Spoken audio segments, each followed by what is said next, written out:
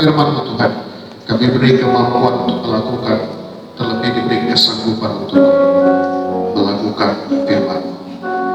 Buatlah kami memilih sama seperti Maria untuk diam mendengarkan firman. Kami sambut firman pengucapan syukur dalam nama Tuhan Yesus kami sudah berdoa. Amin.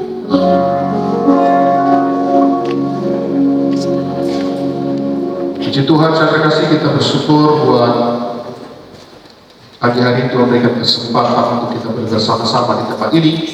Dan tentu kami juga terima kasih kepada Tuhan lewat Ibu Gembala percayakan kami untuk mengambil bagian berbagi, untuk kita saling menguatkan, saling meneguhkan, saling memberikan pengalaman-pengalaman, sehingga saat kita pulang dari tempat ini ada sesuatu yang kita dapatkan sebagai jawaban masalah persoalan yang kita sedang hadapi. Saudara, saya sangat tertarik dengan lagu tadi. Mungkin saudara yang menyanyikan lagu ada saja beberapa kalimat atau beberapa kata yang begitu menyentuh. Dan seharusnya begitu, Roh Kudus akan bekerja di tiap nyanyian-nyanyian kita, walaupun itu adalah lagu-lagu lama. Tapi Tuhan dengan kuasa yang luar biasa, Dia akan memberikan hal baru setiap saat dan setiap waktu. Untuk itu, saudara, memang tidak ada cara lain selain daripada kita harus menyediakan kehidupan kita dengan bejana yang diperbaharui. Dalam Alkitab dikatakan bahwa anggur baru itu hanya dapat ditampung oleh bejana yang baru. Saat ada bejana itu adalah bejana yang baru dan dicampur yang lama, maka akan rusak bejana itu, sehingga tidak mendapatkan apa. Makanya saya terkasih, setiap ibadah, setiap saat kita mohon kepada Tuhan, Tuhan perbaharui kehidupanku, perbaharui tabisan nikahku, perbaharui kehidupan anak-anakku, perbaharui motivasi saat bekerja dalam seluruh kegiatan yang kita lakukan. Kita percaya pada saat kita sudah diperbaharui, maka ada semangat yang kita lakukan, sehingga pada akhirnya apa yang kita lakukan tentu menghasilkan yang terbaik. Saudara, satu kata tadi yang sangat berkesan adalah saat kita menangis, Tuhan tahu. Nah, saudara, ini yang sudah mulai nggak kelihatan, saudara, di akhir-akhir ini, saudara. Saya tahu, saudara, bisa jadi itulah yang membuat saya mengenal Tuhan sesungguhnya. Nah, waktu kecil, rumah saya dengan gereja itu cukup jauh. Ya, cukup jauh lah. Dari sini mungkin sampai ke daerah Lamboyan. Tapi saudara tahu, yang saya dengar sering ada tangisan dari gereja itu. Sering ada tangisan. Sehingga pada waktu itu menjadi bahan olok-olok, kamu gereja yang nangis-nangis. Tetapi saudara, setelah saya kembali melihat firman, saudara boleh baca firman Tuhan pada waktu pelayanan Yesus. Pernahkah saudara lihat dan baca di dalam Alkitab Yesus menangis? Pernah? Nah, Yesus menangis pada waktu dia lihat Maria menangis. Yesus nggak menangis pada waktu lihat Marta dengan kesibukannya, dengan aktivitasnya, dengan gayanya menyambut Yesus. Mungkin kelihatan gairah, tapi saudara lihat pada waktu Yesus lihat Maria menangis, masgullah hatinya, menangislah Yesus. Memang saudara, iblis mau coba ambil momen ini dari setiap anak-anak Tuhan, sehingga sudah langka air mata di tengah-tengah ibadah. Padahal saudara, tangisan itu adalah puncak dari segalanya, puncak dari beban-beban hidup, puncak dari masalah hidup, sampai satu titik di mana kita tidak mampu menyampaikan selain dari air mata. Adakah kita merasa seperti itu waktu saat ini. Ada satu kesaksian sudah terkasih, anak saya berat pada waktu dia ditabrak, saudara, kakinya patah dan dirawat di rumah sakit, dioperasi, saudara. Pada waktu dioperasi, demi kondisi anak ini cepat tertangani, oke, tanda tangan, saudara. Nah, waktu pembayaran sudah terkasih, kurang lebih waktu itu 35 juta, saudara. Nah, uang sangat terbatas. Dalam hati anaknya, saya tinggal telepon ini, telepon ini. Ternyata sudah dikasih telepon ini yang saya harapkan bisa membantu, nggak ada. Sini juga begitu, semua nggak ada, saudara. Saya langsung ke toilet, saudara, ke kamar mandi, saya menangis di situ. Tuhan, ini kondisiku, ini keadaanku, sama seperti dalam satu kisah dalam perjanjian lama. Bentangkan tulisan, Tuhan baca keadaan, inilah aku. Saya menangis pada waktu itu, dan puji Tuhan, Roh Kudus mengingatkan saya untuk menghubungi seseorang. Baru saya telepon, adakah yang mau saya bantu, Om Cipto? Dan dialah yang membantu waktu itu sampai anak saya itu bisa selesai semua biaya pembayaran di rumah sakit juga. Nah, dari pengalaman ini, saya mungkin tahu ada di antara kita juga yang pernah mengalami hal yang sama. Memang air mata itu memang harus dari hati. Jadi untuk itu perlu kita menyampaikan sebagai wujud keseriusan kita, menyampaikan ucapan terima kasih kita dengan air mata sebagai satu puncak dari sukacita, dan menyampaikan masalah hidup kita dengan air mata. Waktu saya divonis kamu kanker, Mas Farid, nggak ada yang bisa saya lakukan selain daripada air mata. Kenapa, saudara? Saya tahu dokter yang menangani itu hanya sarana. Karena saya tahu dokter sendiri pun bisa meninggal di penyakit yang sama, padahal dia adalah spesialis itu. Dia spesialis penyakit dalam, meninggal karena penyakit dalam. Ada spesialis penyakit kanker, justru meninggal karena kanker. Saudara terkasih, itulah keterbatasan semua manusia, termasuk kita. Senjata yang kita miliki adalah air mata. Saat kita menangis, Tuhan tahu.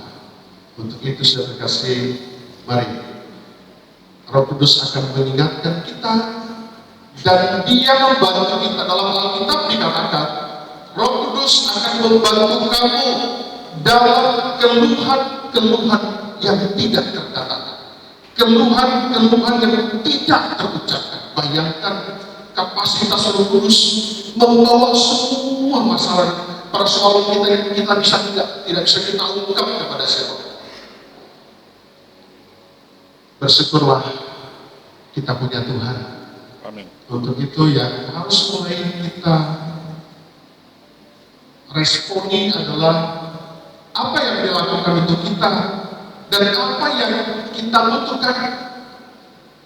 Semua bisa terjawab bila mana ada air mata. Sekali lagi, Yesus sangat tertarik pada waktu dia lihat Maria menangis. Bukan pada saat yang lain. Nah, gereja seperti kita, saudara, makin kebelakangan ini, saudara, jarang ada orang menangis. Jarang. Untuk itu, saudara, ini yang mulai harus kita, memang tidak segampang, saudara, untuk mewujudkan ini. Kadang-kadang, kenapa kita nggak sampai menangis? Mungkin masalah kita masih bisa kita atasi, masih bisa kita selesaikan, kan gitu. Mari saya terkasih, Tuhan tahu segala sesuatu, apalagi pada saat kita menangis, maka Yesus tertarik dengan kondisi seperti itu. Puji Tuhan, mari kita buka Alkitab kita dalam Yakobus pasal yang keempat, ayat 13 sampai dengan ayat yang ke-17. Saya akan bacakan saja ayat yang ke-15 dalam Yakobus pasal yang pertama, ayat yang ke-15. Demikian firman Tuhan.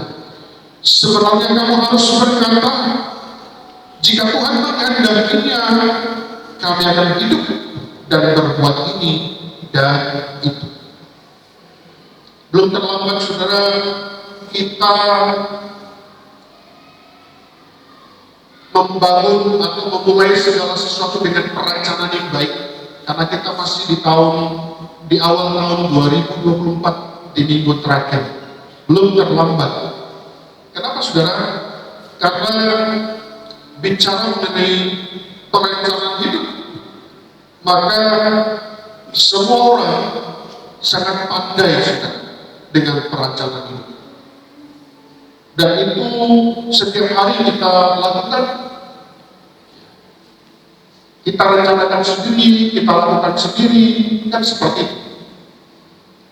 Apalagi bagi kita yang sudah terbiasa dan sudah terpola dengan aktivitas dan kegiatan yang seperti bahwa kegiatan itu udah di luar kepala. Sebagai pedagang sudah bisa, yang kuliah, yang sekolah, yang apa aja, sehingga disebut bahwa manusia itu berpasangan dengan rencana hidup. Bentar saya mau kemana, sebentar saya mau makan apa, sebentar saya akan lakukan apa, kan gitu. Adakah di antara kita untuk semua kegiatan ini kita libatkan Tuhan? Atau karena kepandaian kita, atau karena kita sudah terbiasa, kita sudah menguasai, maka kita nggak perlu libatkan Tuhan? Ya, dalam Alkitab, kalau kita lihat dalam kisah ini, jangan melupakan Tuhan dalam perencanaan. Dalam ayat 13 dari Yakobus pasal 4. Jadi sekarang hai kamu yang berkata, hari ini atau besok kami berangkat ke kota Anu, dan di sana kami akan tinggal setahun dan berdagang serta mendapat untung. Jadi pola seperti ini, saudara. Aku mau ke sana, aku mau ke sini, makan apa, melakukan apa, semua kita lancar sendiri. Di tahun 2024 ini, kita masih di bulan Januari. Bagaimana rancangan hidup kita? Saya ingin sampaikan bahwa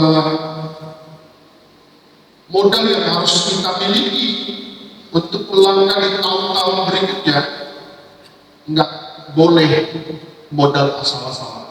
Kenapa?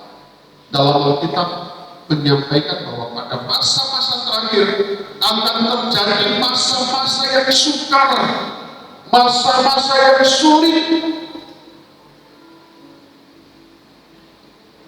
Akan tiba di satu titik, walaupun dia pedagang hebat, bisa bangkrut. Seperti saya katakan tadi, walaupun dia dokternya hebat, dia juga meninggal karena penyakit. Malah penyakit yang sama yang dikuasai. Apa keahlian kita? Apa kemampuan kita? Saya yakin di satu titik tertentu kita akan bisa gagal. Nah, untuk itu sudah terkasih seperti yang sudah kita baca tadi. Ya. Dalam ayat 14 katakan, kamu tidak tahu apa yang terjadi besok. Kita tidak tahu apa yang terjadi. Nah, ini kita harus pahami, saudara. Jangan ada di antara kita yang sangat hebat mengetahui apa yang terjadi besok, sehingga sampai hari ini kita berperang, saudara. Saya yakin dan percaya orang-orang yang berperang dalam menghadapi perang selanjutnya nggak santai, saudara. Dia akan persiapkan semaksimal mungkin senjata yang dia punya demi menghadapi musuh di waktu selanjutnya. Karena musuh tentu akan lebih mengembangkan kemampuan. Saya yakin itu juga akan terjadi dalam setiap kehidupan orang percaya. Saudara, jangan kita pikir musuh yang kita hadapi makin lemah. Tidak, saudara. Dia akan tiap hari memantau titik kelemahan-kelemahan kita. Tiap hari memantau supaya nanti dia menyerang di titik lemahnya kita. Besok, siapa yang sudah menjamin kita menang? Siapa yang bisa menjamin kita hidup?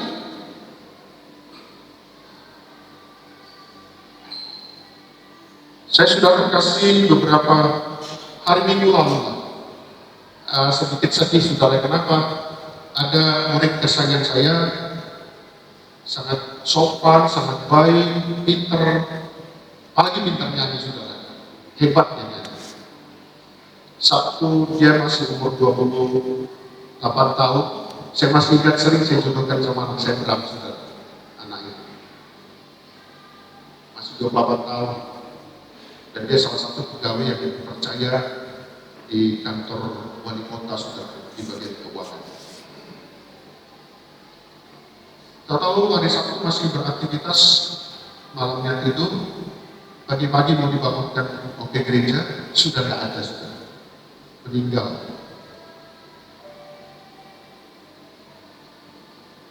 Kita percaya bahwa kematian itu tentunya semua di tangan Tuhan. Tetapi siapa yang bisa memastikan di saat-saat seperti itu kita ini berada dalam tangan Tuhan?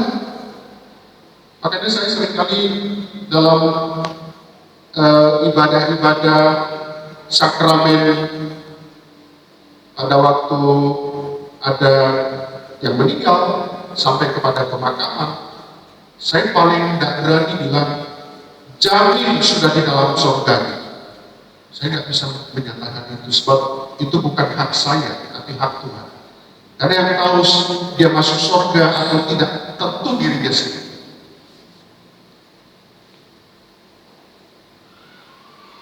Kenapa? Karena tentu seperti saya sampaikan tadi, perencanaan hidup itu kita harus melibatkan Tuhan. Sebab kalau bukan Tuhan yang memimpin kehidupan kita, adakah kita yang bisa berkata bahwa kita meninggal dalam Tuhan atau kita masuk surga? Tidak, saudara. Makanya sadar, dalam Alkitab dikatakan kamu tidak tahu apa yang akan terjadi besok. Nah ini, apakah arti hidupmu? Hidupmu itu sama seperti uang yang sebentar saja kelihatan lalu lenyap. Itu yang saya bayangkan sudah dengan anak mantan murid saya tadi sudah. Belum lama kami ada ketemu di mall. Saya masih tanya, enak, udah punya belum? Masih jomblo nggak? Sudah ada Pak. Dia sampai bisik sudah ada. Tiba-tiba nggak ada. Terkejut. Itulah nilai diri kita. Itulah kita sebenarnya, bahwa hidup kita ini seperti uang. Makanya tidak perlu ada yang kita sombongkan apapun yang melekat dalam kehidupan kita, uangkah, hartakah, jabatankah, apapun. Hidup kita itu seperti uang, hari ini ada, sebentar ada. Sebentar saja kelihatan lalu, yang paling menyedihkan, lenyap. Hidup-hidup orang yang tidak melibatkan Tuhan dalam perencanaan, lenyap. Apa saja yang melekat dalam diri kita. Untuk itu semakin hati-hatilah kita di tahun 2024, kita masih baru masuk di Februari, 2024, jangan lupa melibatkan Tuhan. Walaupun kita diciptakan dalam Kejadian pasal yang ke-13, Tuhan katakan, kerjakanlah dan peliharalah taman Eden. Itu memang kita diminta untuk memelihara dan merawat, mengerjakan taman Eden.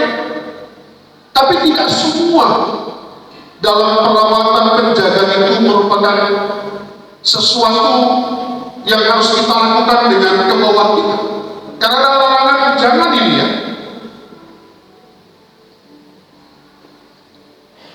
Bila mana saudara perencanaan kehidupan kita bablas, maka pada akhirnya seperti tadi, hidupmu itu sama seperti uap yang sebentar saja kelihatan lalu lenyap.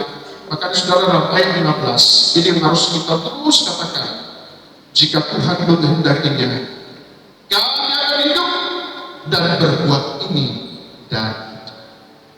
Makanya tiap pagi, jika Tuhan menghendaki aku hidup, aku akan mengerjakan ini dan itu. Saudara terkasih, saudara tentu tahu perjalanan kehidupan saya yang sebenarnya saya pun tidak mau saya menghadapi dan melewati masa-masa. Tidak mau saudara. Tapi di saat ada sedikit hati sudah merasa lelah dengan kondisi ini, Tuhan selalu ingatkan bahwa pembuktian Tuhan yang luar biasa itu kamu harus rasakan supaya kamu dapat membagikan kepada orang lain. Itu yang terus Tuhan sampaikan. Apalagi sebagai hamba Tuhan, nanti omong kosong orang bilang Tuhan luar biasa, Tuhan hebat. Nanti apa yang kamu alami, apa yang kau rasakan, gak pernah kamu ngalamin apa-apa. Saya gak mau menyampaikan yang kosong. Terakhir saudara, kalau baru tahun ini saudara, tahun akhir 2023 Desember saudara, abang saya meninggal mendadak. Jadi saya berangkat ke Lampung, dari Lampung masih ada sekitar beberapa jam ke Tulang Bawang, Lampung Timur, unit 2. Dari tahun 78 kalau nggak salah, saya nggak bertemu dengan abang saya ini, sampai saya kenal, dia pun nggak kenal dengan saya. Kurang lebih kami ada 25-26 tahun kali nggak pernah ketemu, karena lost kontak saudara. Jadi selama dari waktu saya ketemu dengan dia itu baru 2 kali ketemu, dan yang terakhir ini ketemu ketiga kali. Pikiran saya pergilah layak, padahal waktu itu kondisi kurang fit karena terlalu capek. Tapi saya terkasih, pas pada hari waktu pemakaman udah siap semua, tiba-tiba saudara, saya tuh langsung pusing, langsung putar semua, langsung kayak nggak sadar saudara. Untung saya bawa anak saya yang kecil, akhirnya kami kembali ke hotel. Nah di hotel makin parah saudara, saya sudah nggak bisa, pokoknya badan saya udah mereng di sini, nggak tahan lagi. Untung rumah sakitnya itu nggak terlalu jauh, ada sekitar 15 menit dari bawah rumah sakit. Tapi di masa itu saudara, jujur, sepertinya saya sudah mau pergi itu. Malah kelihatan, abang saya itu kelihatan nanti di pintu hotelnya datang jemput. Jadi kalau saudara lihat ada orang mau meninggal itu, ada orang sakit, terus dia mau meninggal itu, ada yang disebutkan orang-orang meninggal itu, ini pernah nggak saudara dengar itu, atau pernah saudara mengalami? Ada saudara di pintu. Untung anak saya kecil ini terus goyang-goyang badan saya dan panggil supir, kami dibawa saudara. Yang saya ingin sampaikan saudara, bahwa pada saat kita mau meninggal saja, sebaiknya kita punya kesadaran. Tapi puji Tuhan, supaya ada pembuktian kau hidup, itu akan karena Tuhan.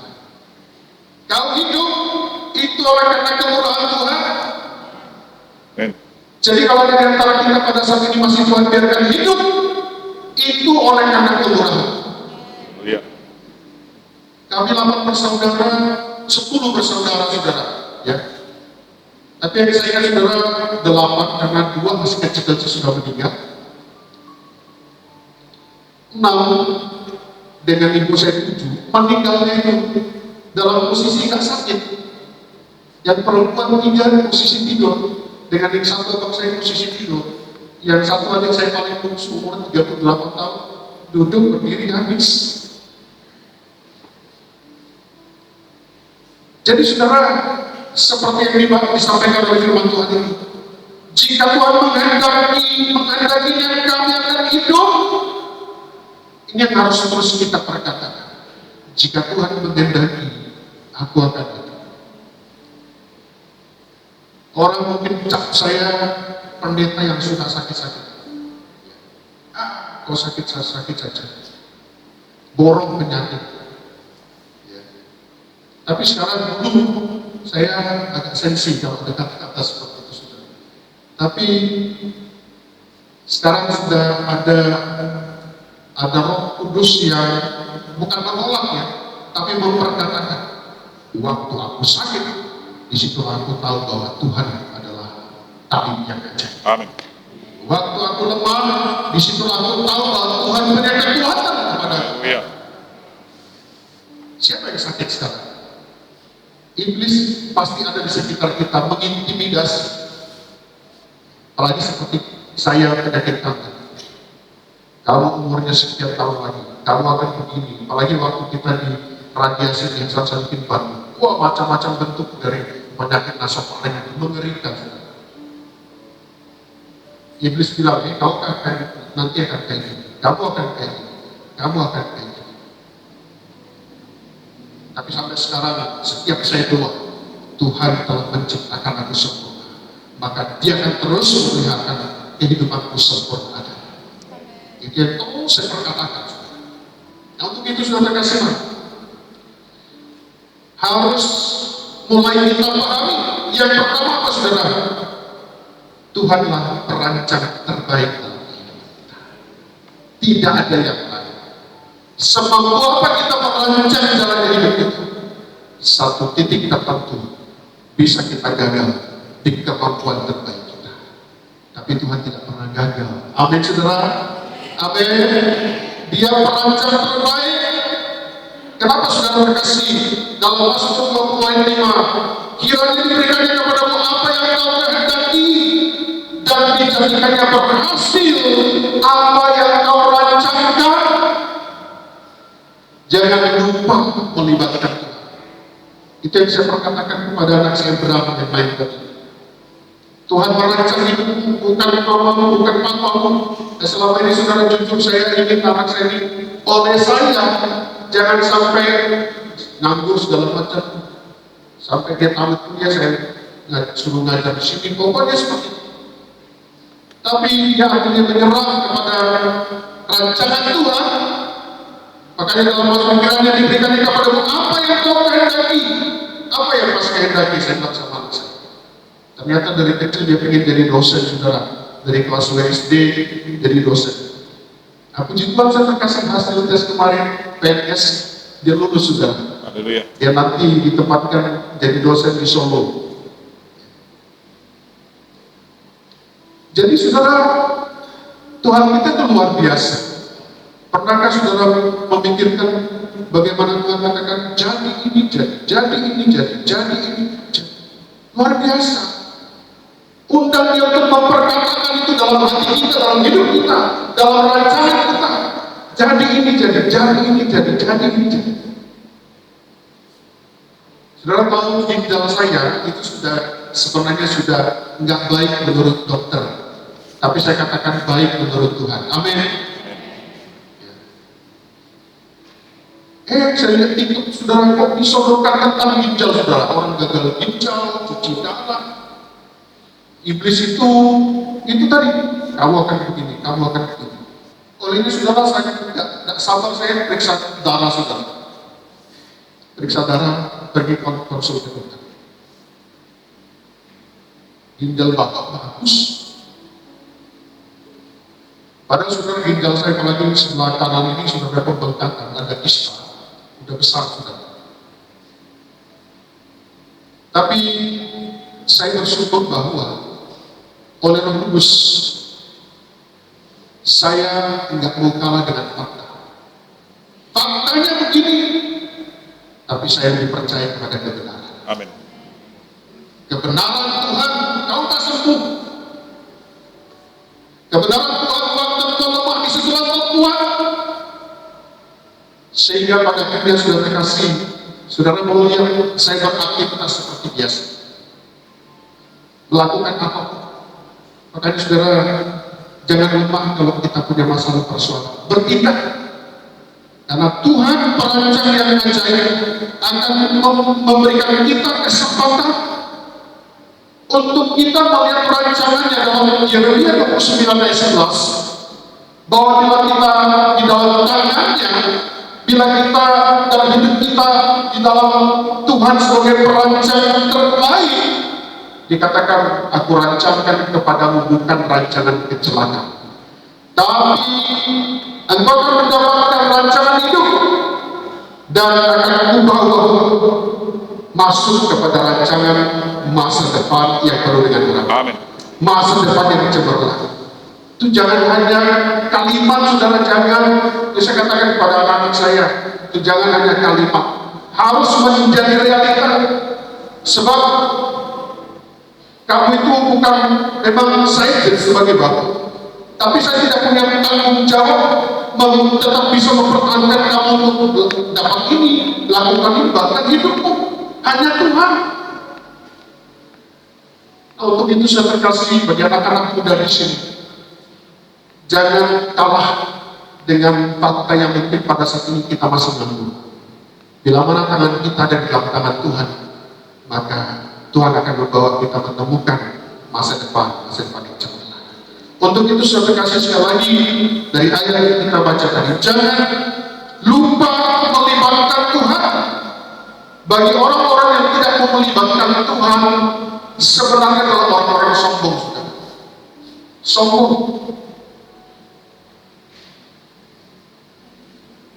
Banyak saudara orang seperti itu yang nggak tahu ada di antara kita kan. Ayo makan, udah kenyang. Padahal belum kenyang sebenarnya. Udah kenyang. Ada yang seperti itu. Kalau saya saudara diajak makan, ayo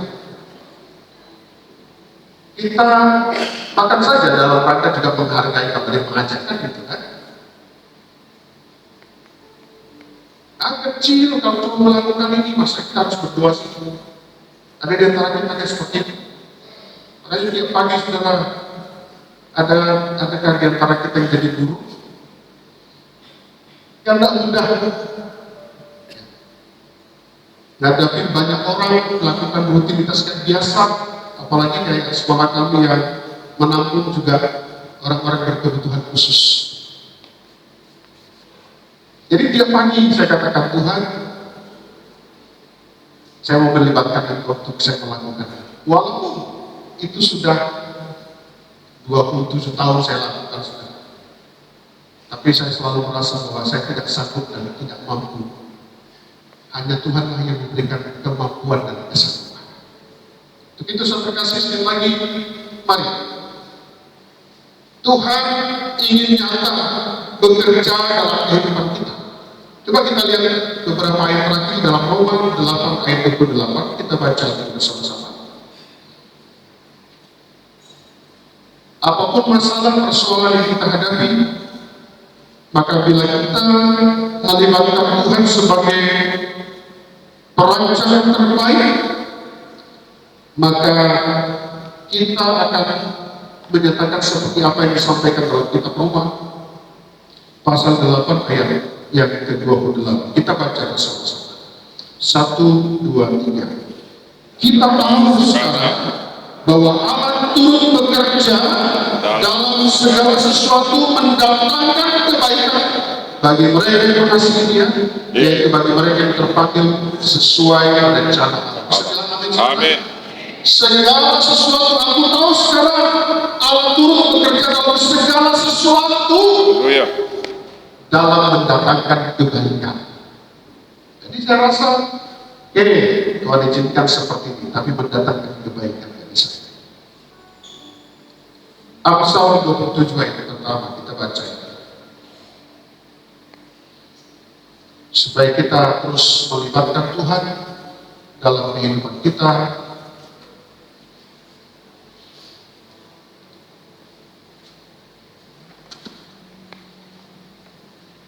Kita baca bersama-sama. Amsal 27 ayat pertama. 1, 2, 3.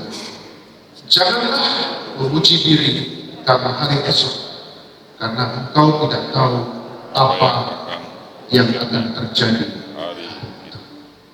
Jangan lupa melibatkan Tuhan. Esok kita belum tahu apa yang terjadi. Jangan memuji diri karena hari esok, karena hari esok kita tidak tahu apa yang terjadi. Mari sama-sama